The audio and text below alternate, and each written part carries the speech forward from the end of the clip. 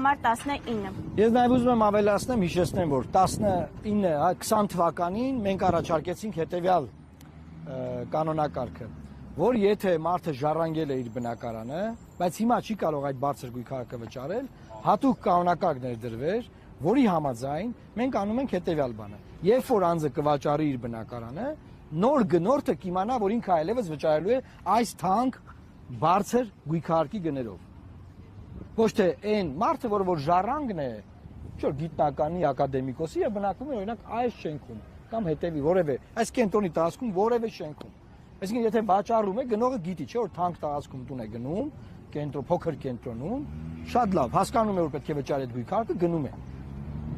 Բայց ժառանգած տունը ո՞նց կարող է բոլորին հավասար, նոր գնորդին հավասար գույքարկ վճարել։ Առաջարկները շատ են եղել, ես հիմա չեմ ուզում ծարաբեռնեմ եթերը, բայց փաստը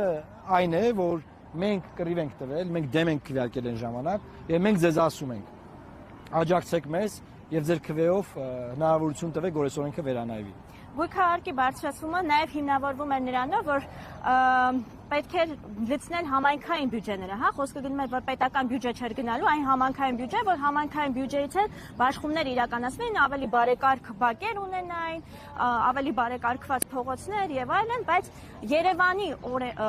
օրինակով անգամ մենք տեսանք, որ բավական երկար ժամանակ Երևանում էլ փոսեր կային, դրանք չէին լցվում, ինչը առաջացնում էր պատճառահետևանքային կապերով մի շարք խնդիրներ։ Եվ ըստ էության են հիմնավորումները, որ սոցիալական արդարության հիմնավորումը, համայնքային բյուջեի միջոցով համայնքների բարեկարգումները որևէ մեկը տեղի չունեցավ հողի վրա գործնականում։ Ես ուզում եմ նաև ձեզ ցույց տալ, մենք այստեղ ժամը 12-ին նշանակել էինք։ Ժամը 12-ին նշանակել էինք այս բրիֆինգը։ Երբ որ եկանք այստեղ, մենք տեսանք, որ մեքենա է բարձացել, քաղաքապետարանի մեքենան բարձացել է այստեղ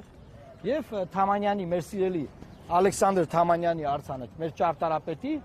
լվանում են փոշուց։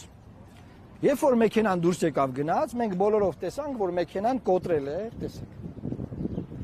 Խնդրում եմ մոտեցնել։ Հենց նոր կոտրել է համայնքի սեփականությունը հանդիսացող, տեսեք, կողքիններ։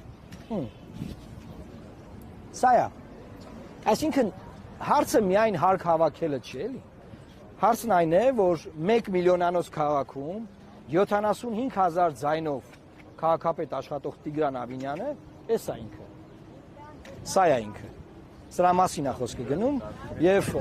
այլ օթի աղտոտվածություն, Հեսան ու Բաշենի աղբավայրը կվառեն նորից,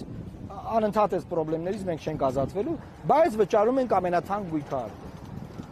Ինչա պետք անել հունիսի 7-ին հեռացնել այս իշխանությանը, ձևավորել բազմաուժ պարլամենտ եւ ոչ մի ուժի թույլ չտալ, որ ձևավորի բացարձակ իշխանություն, դա չարիք է։ Այնպիսի չարիք, որ մենք այսօր ունենք։ Լավ մնացեք սիրելի հայրենակիցներ, Աստված պահապան Հայաստանի Հանրապետությանը։ Երգը կարող միացնենք։ Գնա։